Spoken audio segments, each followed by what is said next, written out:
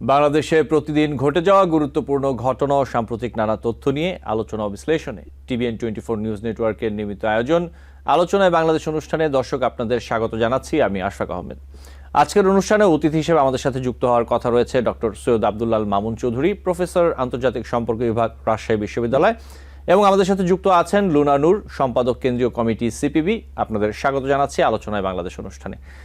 Luna নূর, আলোচনা শুরু করার আগে আমি কয়েকটি তথ্য একটু দর্শকদের উদ্দেশ্যে তুলে ধরতে চাই এবং এরপর আপনার সাথে আলোচনা শুরু করব। প্রথমে যে তথ্যটি তা হচ্ছে অপতথ্য মোকাবিলায় কার্যকর ব্যবস্থা গড়ে তোলা এবং গণমাধ্যমকে নৈতিক মান বজায় রাখার ক্ষেত্রে সহায়তা প্রদান করতে জাতিসংঘের প্রতি আহ্বান জানিয়েছেন প্রধান উপদেষ্টা অধ্যাপক ডক্টর মোহাম্মদ ইউনূস। বুধবার রাষ্ট্রীয় অতিথি ভবন যমুনায় ইউনেস্কোর বাংলাদেশ প্রতিনিধি সুজান ভাইস ও ইউনেস্কোর মত প্রকাশের স্বাধীনতা ও সাংবাদিকদের নিরাপত্তা বিভাগের জ্যেষ্ঠ প্রকল্প কর্মকর্তা মেহেদী বেনচেলা প্রধান উপদেষ্টার সঙ্গে সৌজন্য সাক্ষাৎ করতে গেলে তিনি এই আহ্বান জানান। UNDP এবং ইউনেস্কোর যৌথভাবে প্রস্তুত করা বাংলাদেশের গণমাধ্যম পরিমণ্ডলের মূল্যায়ন স্বাধীন নিরপেক্ষ বহুমাত্রিক গণমাধ্যমের দিকে মনোনিবেশ শীর্ষক প্রতিবেদন প্রকাশের আগে তারা সাক্ষাৎ করেন।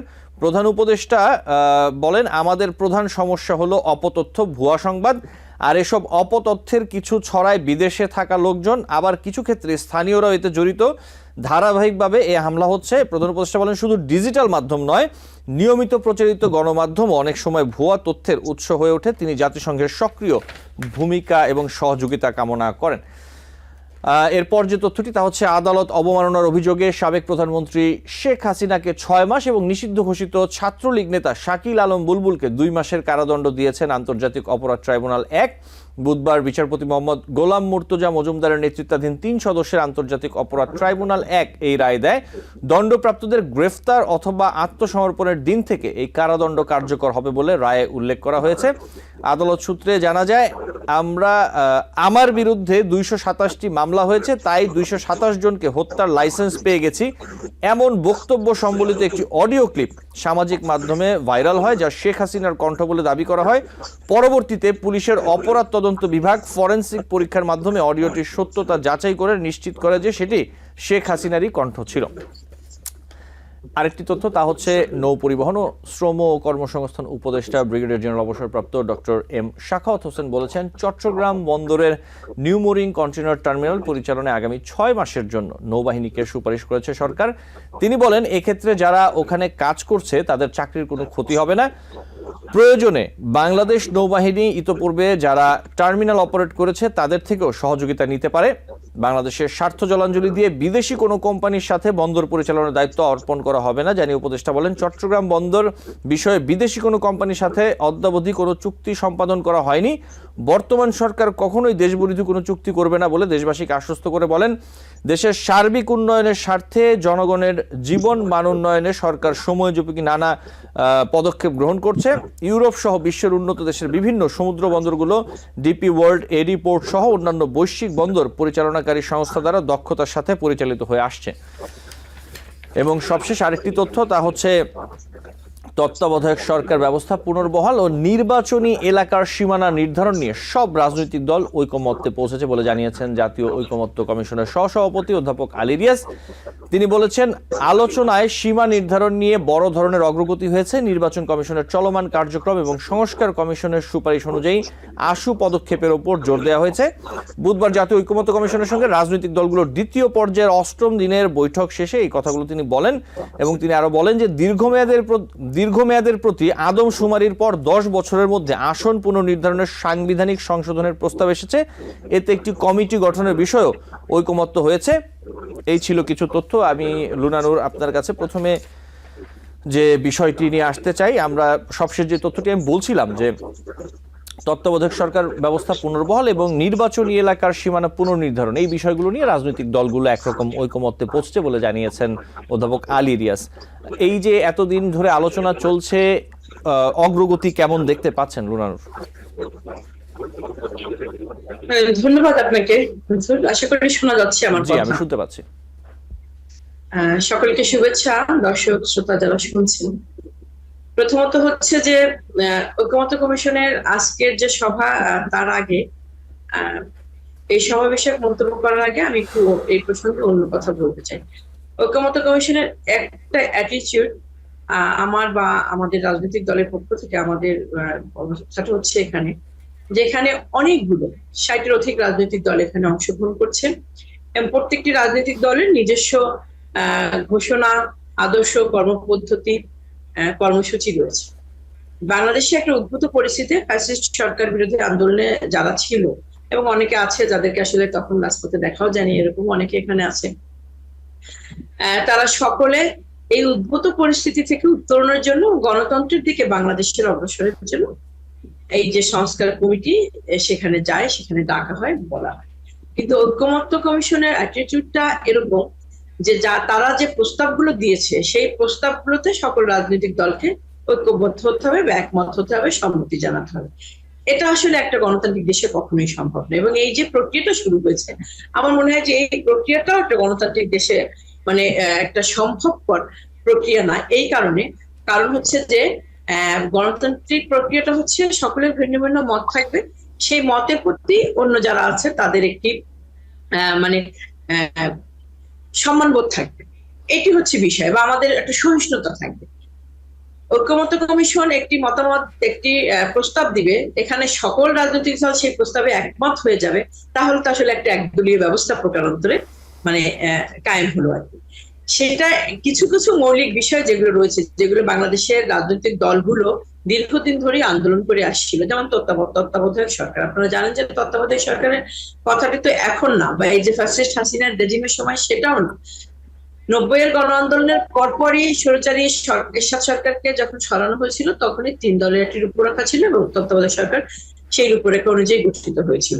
এবং তারপরে বিএনপি ক্ষমতায় এসে সেটাকে পরিবর্তন করেছে, সেটা মানেনি। আওয়ামী লীগ ক্ষমতায় এসে একদম চূড়ান্ত দেশকে চূড়ান্ত একটি অগণতান্ত্রিক জায়গায় নিয়ে গিয়েছিল, বা এই বিষয়গুলোকে পুরোপুরি বাতিল করে দিয়ে। কিন্তু এই জায়গাটা আমাদের বাংলাদেশের সকল রাজনৈতিক দলগুলোর দাবি ছিল। সংস্কার কমিশন সেই প্রস্তাবটি তুলেছে এবং সেই জায়গায় একটা ন্যূনতম ঐক্যের জায়গায় তত্ত্বাবধায়ক সরকার গঠন পদ্ধতি বা নির্বাচনের কালীন সময়ে তত্ত্বাবধায়ক সরকারের অধীনেই নির্বাচন হবে, যেটা এর আগের সংসদ মানে সংবিধান সংশোধনের আগ পর্যন্ত যেটি ছিল আর কি, সেই জায়গাটা আজকে একদল মানে একমত হয়েছে। এটা একটি বিষয়। সীমানা নির্ধারণের বিষয়, সেটি হচ্ছে যে আসলে তো সীমানা এদিক ওদিক একটু হয়েছে, তবে মনে হয় না যে সীমানা নির্ধারণের বিষয়টি কিন্তু স্থির একটি বিষয় না, যে এখন নির্ধারণ করে ফেললাম এটা একদম নির্ধারিত থাকবে। এটি প্রত্যেকটি নির্বাচনের আগে বা আদমশুমারি হয়ে যাওয়ার পরে এটি হতে পারে, প্রতিটি নির্বাচনের আগেও দরকার হয় না, মানে হয়তো 2 টার্ম 3 টার্ম পর হতে পারে। এখন সীমানা নির্ধারণ নিয়ে আগেও কিছু আলোচনা ছিল, এবং সবচেয়ে গুরুত্বপূর্ণ বিষয় হচ্ছে যে গত নির্বাচনের আগে নির্বাচনটার আগে যে সীমানা নির্ধারণ গত সরকার করেছিল, তার নির্বাচনী সুবিধার জন্য সে কিছু পরিবর্তন করেছিল। সেই জায়গাটায় ঐকমত্য কমিশনের একটি প্রস্তাব রয়েছে, যে প্রস্তাবগুলো আসলে আগের রাজনৈতিক দলগুলো বিভিন্ন সময় দাবি করে এসেছিল। সেই জায়গাটায় আজকে একটা মানে নির্দিষ্ট জায়গা পর্যন্ত একমত হয়েছে আর কি।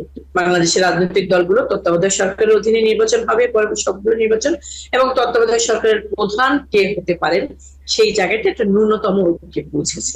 এই আমার মনে হয় যে ঐকমত্য কমিশনের এই কাজগুলো খুব লেন্দি হয়ে যাচ্ছে, এবং ঐকমত্য কমিশন তার কাজকে অনেক বিস্তৃত করে ফেলেছে। এটা আসলে মানে খুব কাম্য না, বা খুব প্রয়োজনীয় মনে করছি না আর কি।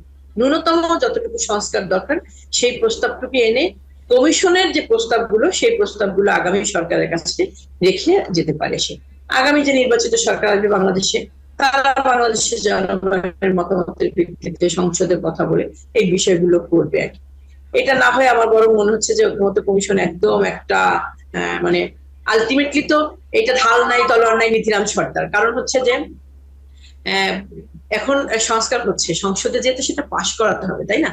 কাজে খুব ব্যাপক বিস্তৃত সিদ্ধান্তগুলো না নেওয়ার মনে হয় আমার ভালো।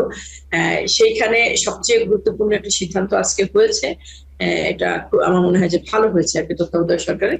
এবং এখানে আমাদের পার্টিরও যে প্রস্তাব ছিল সেটা আমরা বলেছি, এবং আসলে একটু হেরফের করে একটু পরিবর্তন করে আমরাও একমত হয়েছি এই সিদ্ধান্তের সাথে।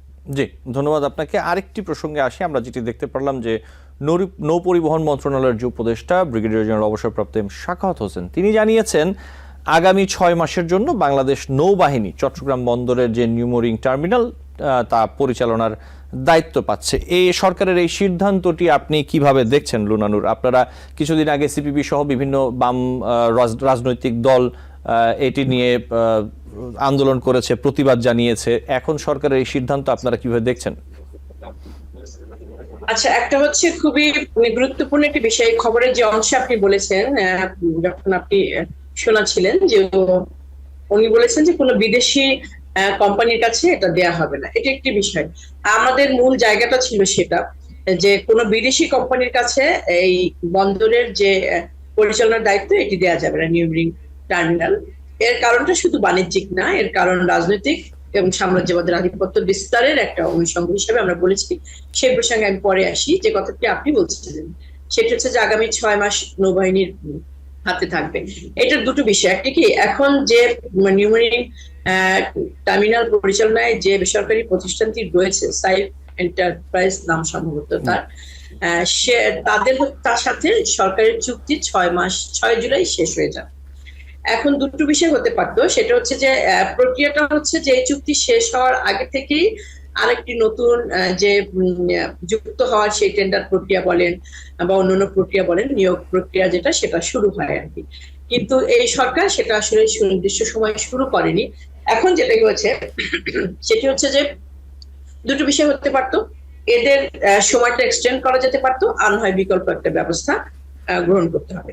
সেই বিকল্প ব্যবস্থাটা হচ্ছে গ্রহণ করার যে জায়গাটা 6 তারিখে শেষ হয়ে গেলে আলটিমেটলি যেটা করতে হবে সেটা আমরা শুনলাম। আমরা যখন লং মার্চে ছিলাম তখনই ঘোষণা শুনলাম যে কোনো বিদেশিদেরকে দেওয়া হবে না, এটা বাংলাদেশের নৌবাহিনীর মাধ্যমে এটা পরিচালনা করা হবে। নৌবাহিনীর মাধ্যমে এটা আসলে একটা নির্দিষ্ট সময় বা অন্তর্বর্তীকালীন সময় করাই যায় পরিচালনা। কিন্তু উদ্দেশ্যটা যদি অন্যরকম হয়, সেটি হচ্ছে যে নৌবাহিনীর যদি দক্ষতার জায়গাটা, পারদর্শিতার জায়গাটা অথবা অভিজ্ঞতার জায়গাটা না থাকে এই কাজগুলোতে, তখন যদি একটা অরাজকতা তৈরি হয়। এবং আপনি দেখেছেন যে গত 48 বছরে রেকর্ড ভেঙে সর্বোচ্চ পরিমাণ চট্টগ্রাম বন্দরে আমাদের মানে লেনদেন হয়েছে, ওঠা নামা সবকিছু মিলিয়ে।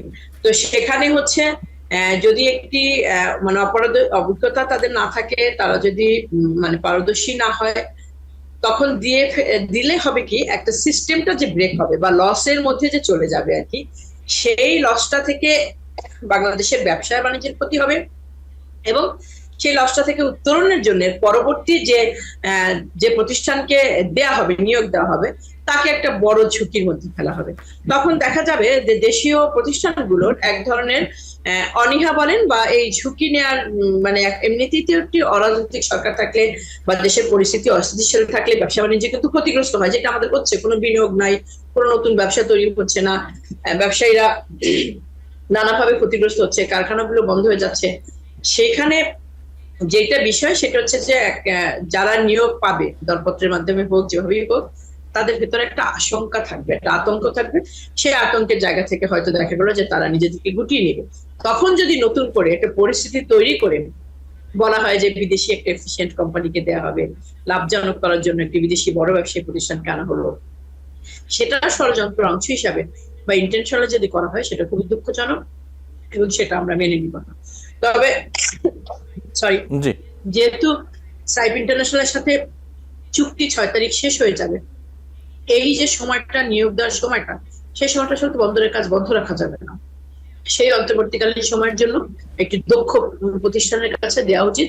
এবং সেই দক্ষ প্রতিষ্ঠান কোনো ব্যক্তিগত বা প্রাইভেট প্রতিষ্ঠানকে তো দেওয়া যাবে না, রাষ্ট্রীয় কোনো অংশকে সেটা করতে হবে। সেটা বন্দর কর্তৃপক্ষের অধীনে থেকে যদি নৌ পরিবহন আমাদের নৌবাহিনী যদি পারে এটাকে কিছুদিন করুক, কারণ এটা তো দেশেরই কাজ, নৌবাহিনী সেনাবাহিনীর সহযোগিতা এটা হতেই পারে। কিন্তু ইন্টেনশনটা আমি যেটা বললাম সেটা যদি হয়ে থাকে, সেটা খুব দুঃখজনক হবে এবং সেটা মেনে নেওয়া হবে না, সেটা অবশ্যই প্রতিরোধযোগ্য হবে। এবং আমি ফাঁকে একটু আপনাকে বলি, আমরা বন্দরে লং মার্চ করে গিয়েছিলাম, তো বন্দরের গেটে আমরা সমাবেশ করছি। বন্দরের একদম পরিচালক থেকে শুরু করে মাল বহনকারী, আমি যদি বলি মজুর পর্যন্ত, কেউই হচ্ছে বিদেশি কোম্পানির কাছে বন্দরকে তারা বন্দর পরিচালনার দায়িত্ব দিতে তারা রাজি। একটি সংস্থা সাথে যারা একদম পুরোপুরি জড়িত, বাংলাদেশের তো স্টেক হোল্ডার বাংলাদেশের জনগণ, সেটার বাইরেও একদম সরাসরি প্রতিদিনে যারা যুক্ত, তাদেরও মতামতের কোনো তোয়াক্কা না করে কিন্তু প্রথম ওই সিদ্ধান্তটা নেওয়া হলো ডিপি ইন্টারন্যাশনাল কাছে দেওয়া।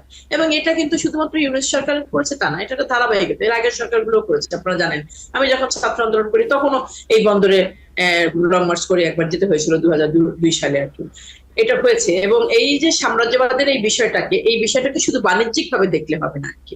বন্দরের কন্ট্রোলটা একটা বাইরের দেশের প্রতিষ্ঠানের কাছে চলে যাওয়া মানে হচ্ছে আমার সার্বক্ষণিক একটা আতঙ্কে থাকা, আমার সার্বক্ষণিক একটা ভীতিতে থাকা, এবং কন্ট্রোলটা তার হাতে থাকার একটা প্রবণতা থাকা।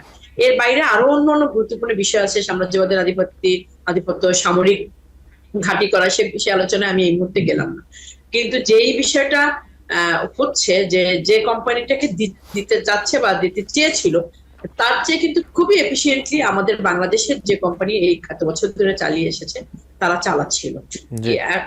এটা একটা বিষয়। আর একটা বিষয় হচ্ছে সরকারের উদ্যোগ থাকা উচিত।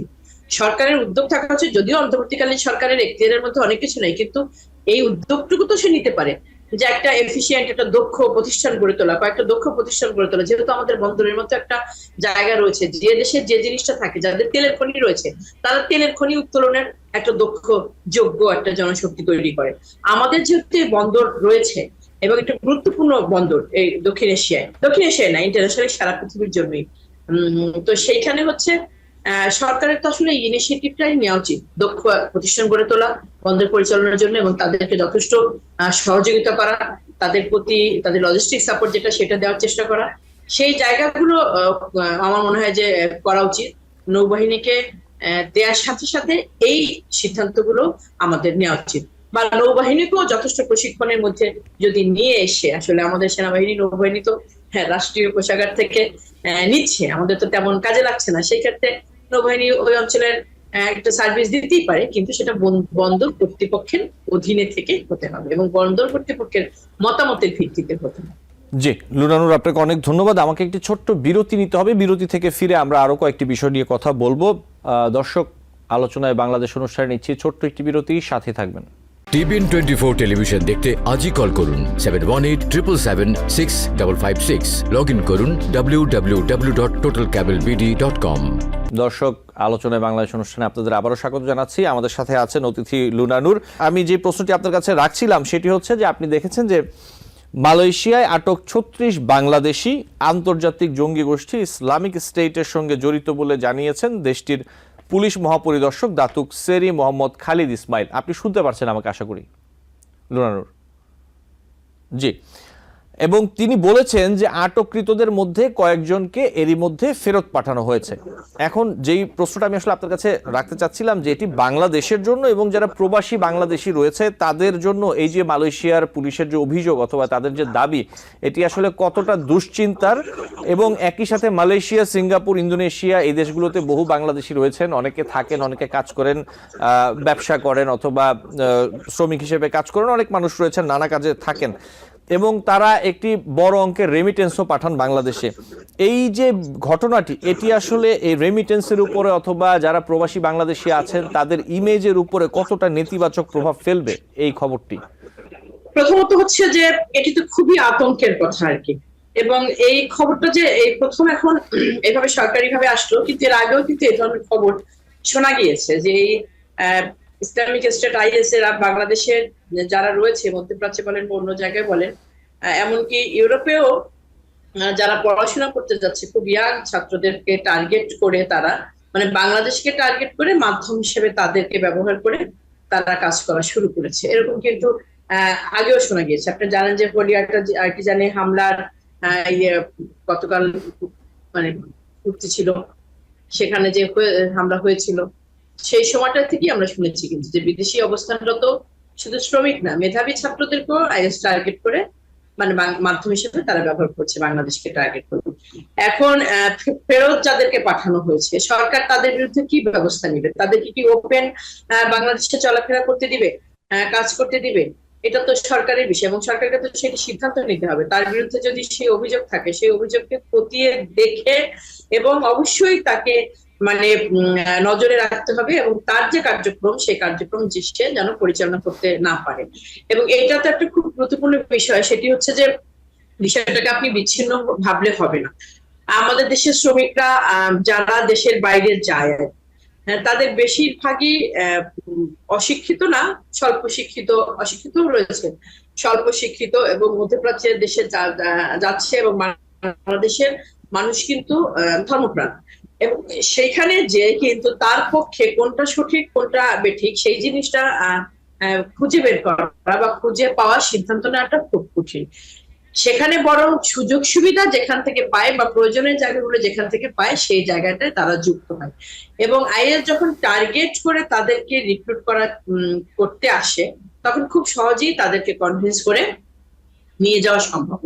এখন সরকারের তো এখান থেকে ওখানে পাহারা বসানো সম্ভব না, কিন্তু যে প্রতিদিন লুনা কি করছে সেটা কার্যক্রমটা দেখা, কিন্তু সরকারের একটা মনিটরিং, আমার দেশের শ্রমিকদের যখন আমি পাঠাচ্ছি বিদেশে, শুধুমাত্র আইএস এর সাথে যুক্ত হওয়া না, তার বেতন পাওয়া, তার নিরাপত্তা, তার শারীরিক বিষয়, টোটাল বিষয় কিন্তু সরকারের একটা মনিটরিং এর একটা আমাদের সেল রয়েছে আর কি। এবং এই জন্য যথেষ্ট অনুদান রয়েছে এবং তাদের সুনির্দিষ্ট কর্ম পদ্ধতি বা তাদের কি কি কাজ করতে হবে সে দায়িত্বগুলো রয়েছে।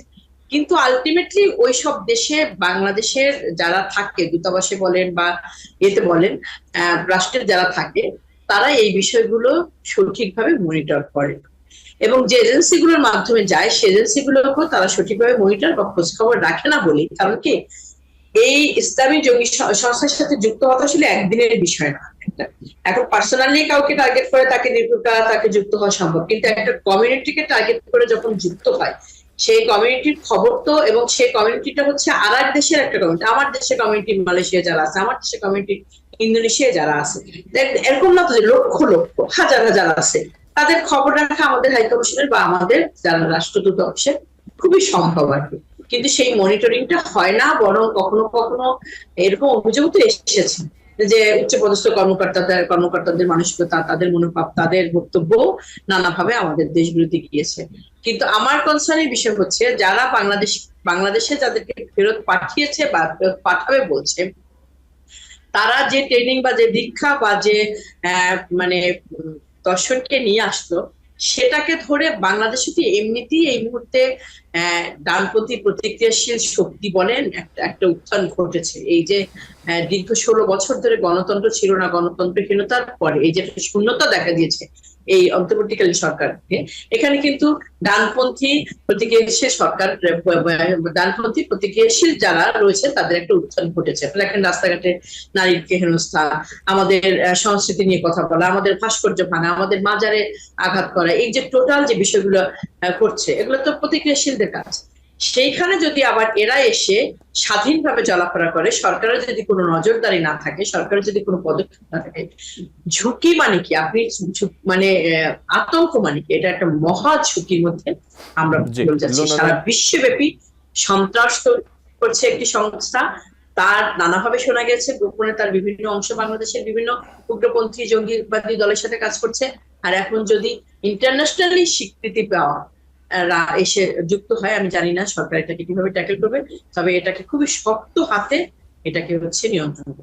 জি, আমরা খুব সংক্ষেপে আর দুটো বিষয় অথবা দুটি প্রশ্ন আমি আপনার কাছে রাখবো, আপনি ছোট করে উত্তর দিলেও হবে, সমস্যা নেই, আমাদের হাতে সময় আজকে একটু কম। লুনা নূর, আমি আরেকটি বিষয় একটু আপনার কাছে রাখি, সেটি হচ্ছে যে ইউএস এর স্টেট সেক্রেটারি মার্কো রুবিওর সাথে কদিন আগে প্রধান উপদেষ্টার ফোন আলাপ হয়েছে এবং সেখানে যদি বলি যে চলমান যে সংস্কার প্রক্রিয়া, তারপর আপনার গণতন্ত্র উত্তরণের যে রূপরেখা, আসন্ন সাধারণ নির্বাচন, আগামী যে জাতীয় নির্বাচন নিয়ে যেই বিষয়গুলো রয়েছে, রোহিঙ্গা শরণার্থীদের জন্য সহায়তা, এছাড়াও আরও নানা রকম পারস্পরিক দুই দেশের সম্পর্ক সংশ্লিষ্ট নানা বিষয় নিয়ে আলোচনা হয়েছে, যেটি আমরা জানতে পেরেছি। বর্তমান সরকারের, অন্তর্বর্তী সরকারের ইউএসের সাথে যে কূটনৈতিক সম্পর্ক, এই কূটনৈতিক সম্পর্কটি কেমন দেখছেন আপনি অথবা কিভাবে দেখছেন, এবং বাংলাদেশের জন্য ইউএসের সাথে যে রিলেশনটা এখন যেভাবে চলছে অথবা আগামীতেও কেমন থাকা উচিত, অথবা যদি বলি বর্তমান সরকারের সময় যে সম্পর্ক, এটি আসলে বাংলাদেশের জন্য কতটা সম্ভাবনাময়, এর মধ্যে আবার কোনো কিছু নেতিবাচক আপনি দেখেন কিনা ডিপ্লোমেসির জায়গাটা থেকে, আসলে আন্তর্জাতিক রাজনীতির জায়গা থেকে? লুনা নূর। ধন্যবাদ আপনাকে। আগামী দিনে আমেরিকার সাথে কি সম্পর্ক হবে সেই প্রসঙ্গটা তোলার জন্য আমি একটু অন্যভাবেই বলতে চাই। ডক্টর ইউনূস সাহেবকে তো আগে থেকেই সবাই আমেরিকার বন্ধু মনে করে, আমেরিকার বন্ধু আমেরিকার অনেক উচ্চ পদস্থদের সাথে তার যেরকম ব্যক্তিগত সম্পর্ক, এটা তো বাংলাদেশের মানুষের কাছে খুবই অভাবনীয়, আকর্ষণীয় ছিল। কিন্তু আমি একটা কথা বলতে চাই, মানে আমার কথা ওনার কান পর্যন্ত পৌঁছাবে কিনা নিশ্চয়ই পৌঁছাবে না, তারপরও যে ওনার এই ধারণা থাকা উচিত আমেরিকা যার বন্ধু তার আসলে শত্রুর অভাব হয়। এটা একটা বিষয়। আরেকটি বিষয় হচ্ছে যে এই যে আমেরিকার ইন্টারফারেন্সটা, এই ইন্টারফারেন্সটাকে আমরা কখনোই ইতিবাচক ভাবে নেই। তার দেশের গণতন্ত্রের কি অবস্থা, সারা পৃথিবী জুড়ে সে যুদ্ধ লাগিয়ে যাচ্ছে, সে ইরানে হামলা করে যাচ্ছে ইসরায়েলের পক্ষে, সে মানুষ মারছে, সে আমার দেশের গণতন্ত্র নিয়ে মাথা ঘামাচ্ছে। খুবই অনাকাঙ্ক্ষিত। এবং কখনোই তো আমেরিকা সেই 1971 সাল থেকে বলেন ঐতিহাসিক ভাবে কখনোই আমেরিকা আমাদের পক্ষে ছিল না। উন্নয়নের সহযোগী সে সারা পৃথিবীর জোরে সে লুটপাট করে যেভাবে হোক সে সাম্রাজ্যবাদ বিস্তার করে সে হচ্ছে, সেটা একটা বিষয়। কিন্তু কূটনৈতিক সম্পর্কটা আমার মনে হয় যে আমেরিকা পৃথিবীর সবচেয়ে বড় শক্তিশালী দেশ, তার সিদ্ধান্তের উপরে তো অবশ্যই পৃথিবীর সব গুরুত্বপূর্ণ সিদ্ধান্তগুলো নির্ভর করে, প্রভাবিত হয়। কিন্তু কূটনৈতিক সম্পর্কের জায়গায় আসলে দুটো রাষ্ট্র এইটাই হচ্ছে ইন্টারফারেন্সের যে জায়গাটা, সেই জায়গাটাকে আমার মনে হয় যে খুব মানে সাবধানতার সাথে আমাদের একটা লিমিটেশন রাখা উচিত, যেটা আমাদের উচ্চ রাজনৈতিক দলগুলো বলেন বা বাংলাদেশের এই যে ক্ষমতাসীন রাজনৈতিক দলগুলো বলেন, যারা ক্ষমতায় ছিল বা ক্ষমতার বাইরে থেকে ক্ষমতায় যাওয়ার জন্য লড়াই করেছে, তারা কখনোই মেনটেন করেনি। তারা নিজের দলের উপরে, বাংলাদেশের উপরে নির্ভর না করে সবসময় দেখবেন নির্বাচনের আগে নির্বাচনের পরে কোনো সংকট দেখা দিলে তারা আমেরিকার দ্বারস্থ হয়েছে, ইউরোপিয়ান ইউনিয়নের দ্বারস্থ হয়েছে। আমি মনে করি যে পৃথিবীতে শক্তিশালী দেশ হলো, সে অর্থনৈতিক দিক থেকে হোক, ভৌগোলিক দিক থেকে হোক, অস্ত্রের দিক থেকে হোক, শক্তিশালী দেশ হলো আরেকটি দেশের অভ্যন্তরীণ বিষয়ে ইন্টারফেয়ার করার কোনো প্রয়োজন নেই। আর আমেরিকার সাথে আমাদের যে সম্পর্ক, আমরা আমাদের যে অধিকারের জায়গাটা, আমরা কি সেটা পাচ্ছি কখনো বলেন? আমরা তো সেটা পাচ্ছি না। আমরা সেই বার্গেনিং এও যেতে পারছি না, এবং আমাদের সেই জায়গাটা পাচ্ছি না। আমাদের গার্মেন্টস থেকে শুরু করে আমাদের ভিসা পর্যন্ত প্রত্যেকটা জায়গায় কিন্তু সে তার নীতি অনুযায়ী এগোচ্ছে। বাংলাদেশের জন্য ছাড় কিন্তু তার সে কোনো দিচ্ছে না, কিন্তু ইন্টারফারেন্সের জায়গা যখন বলে তখন সে বন্ধু হচ্ছে। সেজন্য আর ঐতিহাসিক ভাবে আমেরিকা কখনোই আমাদের বন্ধু না, এবং একটা সাম্রাজ্যবাদী দেশ কোন গণতন্ত্রকামী মানুষের বন্ধু হতে পারে না। সেক্ষেত্রে আমি মনে করি যে ইউরোপের সাথে ব্যক্তিগত সম্পর্ক থাকতে পারে, সেই সম্পর্কের সূত্র ধরে এই সময় হয়তো আমাদের সাথে আমেরিকার একটা সম্পর্ক ভালো যাচ্ছে, অথবা যোগাযোগটা ভালো হচ্ছে, অথবা রেসপন্সটা ভালো হচ্ছে, সেটি একটি ভিন্ন বিষয়। কিন্তু ঐতিহাসিক ভাবে আমেরিকা আমাদের মুক্তিযুদ্ধকালীন সময় থেকেই আমাদের বিপক্ষে ছিল, এবং কখনোই আপনি মনে করেন এই মানে বিভিন্ন বিষয়ে, সাম্রাজ্যবাদী বিষয়ে আমাদের পক্ষে সিদ্ধান্ত হয়েছে এরকম কোনো ইতিহাস নাই। আর সবচেয়ে যেটি বড় বিষয় হচ্ছে যে আমেরিকার সাথে যে চুক্তিগুলো আমাদের আছে, বলেন সেই যে চুক্তিগুলোকে, সেটা তো সে ব্যবহার করছে তার সাথে, সেটার পক্ষে। এমনকি এই যে করিডোর নেওয়ার আলোচনা, সেটাও তো উস্কে দিচ্ছে। এই যে জায়গাগুলো করছে, এই জায়গাগুলো আমার মনে হয় যে ব্যক্তি সম্পর্কের জায়গা থেকে হোক, বা ক্ষমতায় যারা রয়েছে তাদের প্রতি আগ্রহের জায়গা থেকে হোক, এই সুযোগগুলো নেওয়ার চেষ্টা আমেরিকা করছে, এবং সেটা বারবারই তারা বিভিন্ন ভাবে সে চেষ্টা চালিয়ে যাচ্ছে, নরম হয়ে, কখনো কখনো ইন্টারফারেন্সের মাধ্যমে, কখনো গণতন্ত্রের কথা বলে, কখনো মানবাধিকারের কথা বলে, কখনো ভোটাধিকারের কথা বলে। এই জায়গাটা খুবই অযাচিত। আমরা মনে করি সে যদি শুভকামনা করে থাকে, আমেরিকা যদি শুভকামনা করে থাকে, তার পররাষ্ট্র মন্ত্রণালয়ের যদি একটা শুভকামনা থাকে বাংলাদেশের গণতান্ত্রিক মানুষের জন্য, সেটা সে এক্সপ্রেস করতে পারে, অতটুকুই যথেষ্ট। এর বাইরে ইন্টারফারেন্স বাংলাদেশের মানুষ আমরা টলারেট করব না। এটাই হচ্ছে। জি লুনানুর, আমরা যে আলোচনা করলাম, একটি প্রশ্ন ইদানিং প্রায় উঠছে, আমি একটু সবশেষ এই প্রশ্নটি আপনার কাছে আসি। আপনি যদি একটু ছোট করে আপনার দৃষ্টিভঙ্গিটা বলতেন যে বিশ্ব রাজনীতিতে বাংলাদেশ কি নতুন চ্যালেঞ্জের মুখে পড়তে যাচ্ছে? নতুন আমরা দেখতে পাচ্ছি যে ইরান ইসরায়েল নতুন করে উত্তেজনা, এদিকে রাশিয়া ইউক্রেন তো আছেই, আরো মধ্যপ্রাচ্য সহ বিভিন্ন জায়গায় চায়না এবং ইউএস এর মধ্যে একরকম ট্রেড ওয়ার থেকে শুরু করে নানা রকমের একরকমের বিরোধ রয়েছে, রাশিয়া এদিকে রয়েছে, সবকিছু মিলিয়ে যে পরিস্থিতি, বাংলাদেশের ডিপ্লোমেসি কোন পথে হাঁটছে, বাংলাদেশের এই ডিপ্লোমেসি যেভাবে হাঁটছে অথবা যেই পথে হাঁটছে আপনি দেখতে পাচ্ছেন এতে করে নতুন কি ধরনের চ্যালেঞ্জের মুখে পড়তে যাচ্ছে, নাকি এরই মধ্যে আসলে নতুন বিভিন্ন চ্যালেঞ্জে পড়ে গেছে বাংলাদেশ, হিসেব নিকেশে পড়ে গেছে? জি, একটা তো খুবই গুরুত্বপূর্ণ বিষয়, সেটি হচ্ছে যে নতুন চ্যালেঞ্জের মধ্যে আমরা পড়ে গিয়েছি এই অর্থে, সেটি হচ্ছে আমাদের সবচেয়ে বন্ধু প্রতিম দেশ, মানে আমাদের প্রতিটা সীমানা যার সাথে আমাদের ভাগ করে চলতে হয়, ভারত সরকারের সাথে এই মুহূর্তে বাংলাদেশের সরকারের সম্পর্কটা কিন্তু অতীতের যে কোনো সরকারের সাথে সম্পর্কের চেয়ে একটু মানে আমি কি বলবো, কম আন্তরিক বা মুখোমুখি না হলেও পরস্পর বিরোধী না হলেও আমাদের একটা দূরত্ব তৈরি হয়েছে, আপনারা সেটা জানেন আন্তর্জাতিক কারণে। আর যুদ্ধের যে বিষয়টা বলছেন সেটা হচ্ছে যে মধ্যপ্রাচ্যে যে স্যার এসছেন কোথায়, আমি কি চালিয়ে যাব নাকি? জি, আপনি বলুন বলুন। জি, আচ্ছা, যেটি হচ্ছে যে যুদ্ধের যে বিষয়টি, সেটা হচ্ছে যে যখন একটা যুদ্ধ তৈরি হয় এখানে ইরান জড়িয়ে গেল, তারপরে আমেরিকা জড়িয়ে গেল এবং রাশিয়া চীন তারা স্টেটমেন্ট দিল, তখন এই পরিস্থিতি যখন তৈরি হয় তখন এটা তো একটা মানে এই যে এটা পোলার, এইখানে তো আগের যে সম্পর্ক ছিল বা এই ইসরায়েল ফিলিস্তিনি ইস্যুতে কিন্তু আমরা এবং ভারত কিন্তু পরস্পর মানে ভারতে বিজেপি সরকার ক্ষমতায় আসার পরে আমরা এবং ভারত কিন্তু এখানে দুই মেরুতে অবস্থান করছি এবং জনগণ, বাংলাদেশের জনগণ তো একদম 100% বাই হার্ট ফিলিস্তিনি নিপীড়িত মানুষের পক্ষে আর কি, এবং সরকারও কিন্তু বিভিন্ন সময়ে, যদিও এই সময় খুব শক্তভাবে অবস্থানটি নেয়নি, এটা তো খুবই মানে খুব ক্ষোভ প্রকাশ করার মতো একটি বিষয়, কিন্তু তারপরও এই যুদ্ধের বিরুদ্ধে কিন্তু বক্তব্য দিয়েছে। সেখানে আমেরিকা কিন্তু একদম যুদ্ধের পক্ষে মানে হামলার পক্ষে অবস্থান নিয়েছে। যে এই যে টোটাল বিষয়টা তৈরি হচ্ছে বা চীন আর রাশিয়া ওই হামলার বিপক্ষে অবস্থান নিয়েছে, তখন যখন হবে সেটা হচ্ছে যে তখন পরিস্থিতিতে যখন এরকম হবে, আমেরিকার সাথে আমার রাজনৈতিক সম্পর্ক একরকম বিরাজ করছে, আবার ইসরায়েল ইরান এই ইস্যুতে একরকম সম্পর্ক অবস্থান রাষ্ট্র নিচ্ছে, তখন একটা দোটানার মধ্যে পড়ে যাবে। এখন তখন কূটনৈতিক সম্পর্কটাকে সমুন্নত রাখার জন্য আমাদেরকে আরো অনেক বেশি মানে গভীরে যেতে হবে, অনেক সূক্ষ্মভাবে কাজ করতে হবে। আমার মনে হয় যে সেই জায়গাটায় অভিজ্ঞতার জায়গা থেকে হোক বা প্র্যাকটিসের জায়গা থেকে হোক, সেই জায়গাটাকে আমরা একটু কম পারদর্শী তার মানে প্রমাণ রাখছি এই সময়। জি, আপনাকে অনেক ধন্যবাদ। ঠিক শব্দটা ব্যবহার করতে পারলাম না। জি, আপনাকে অনেক ধন্যবাদ ডক্টর সৈয়দ আব্দুল্লাহ মামুন চৌধুরী, ধন্যবাদ আপনাকে। যে বিষয়টি হচ্ছে আমরা আলোচনা করছিলাম, আমি একটু আসি আপনার কাছে। একটি প্রশ্ন নিয়ে আসলে আমাদের সময় হাতে সীমিত। এই যে গ্লোবাল জিওপলিটিক্স আমরা যে সিচুয়েশন দেখতে পাচ্ছি, বিভিন্ন জায়গায় যুদ্ধ বিরোধ দ্বন্দ্ব, এবং বাংলাদেশের যে পররাষ্ট্রমন্ত্রী পররাষ্ট্র নীতি কোন পথে হাঁটছে আপনি দেখতে পাচ্ছেন, এবং কতটা চ্যালেঞ্জের মুখে পড়েছে অথবা পড়তে যাচ্ছে বাংলাদেশ এই ভূ রাজনৈতিক প্রেক্ষাপট বিবেচনায়? বাংলাদেশে আপনি দেখেছি গ্লোবাল পলিটিক্সের এখন একটা চরম একটা চেঞ্জিং প্যাটার্ন আমরা লক্ষ্য করছি। এখন কিন্তু গ্লোবাল পলিটিক্স একটা মারাত্মক রকম একটা ফ্ল্যাকচুয়েশনের মতো আছে, নতুন মেরুকরণের একটা প্রচেষ্টা তৈরি হয়েছে।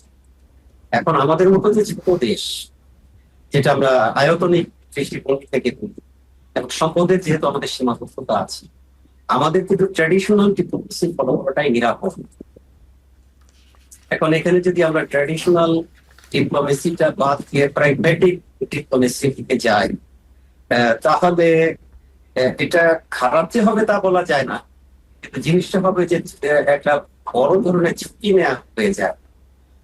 প্রথমত যে জিনিসটা হলো যে আমাদের যে কোনো দেশের ডিপ্লোমেসিটা অবশ্যই তার আগে প্রতিবেশী দেশের বিষয়গুলোকে মাথায় রেখে তারপর কাজ করতে হয়। কিন্তু বর্তমানে আমরা জানি যে বাংলাদেশের ডিপ্লোমেসিটা একটা শিথিল হয়েছে। এখন এটার যে কি ফল হচ্ছে সেটা রিজিওনাল পলিটিক্স এর মধ্যেই আমরা একটা চাপের মধ্যে আছি, যেটা ইতিমধ্যেই আমাদের পার্শ্ববর্তী রাষ্ট্রের সাথে আমাদের যে সম্পর্ক সেটা থেকে বাদ পাচ্ছি। আর বিশ্ব রাজনীতিতে আমাদের যে জিনিসটা হলো যে মার্কিন যুক্তরাষ্ট্র এখন অপরাজেয়, এবং জাতিসংঘ এই মুহূর্তে আপনি দেখেন যে একেবারে অকার্যকর একটা প্রতিষ্ঠানে পরিণত হয়েছে।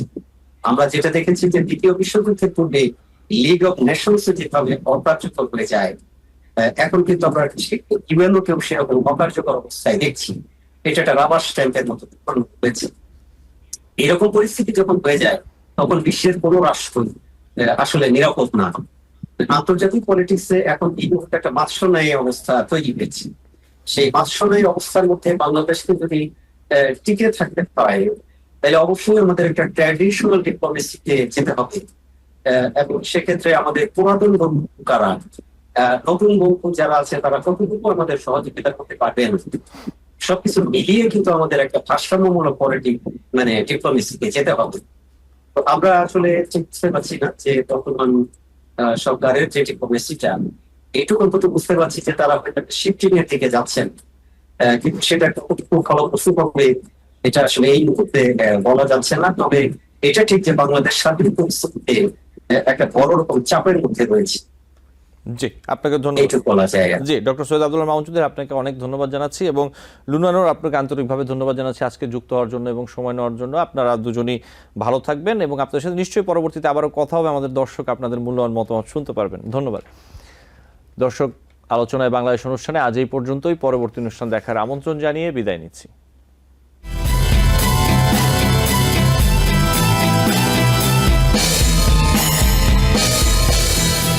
টিবিএন 24 টেলিভিশন দেখতে আজই কল করুন 7187776556। লগ ইন করুন www.totalcablebd.com।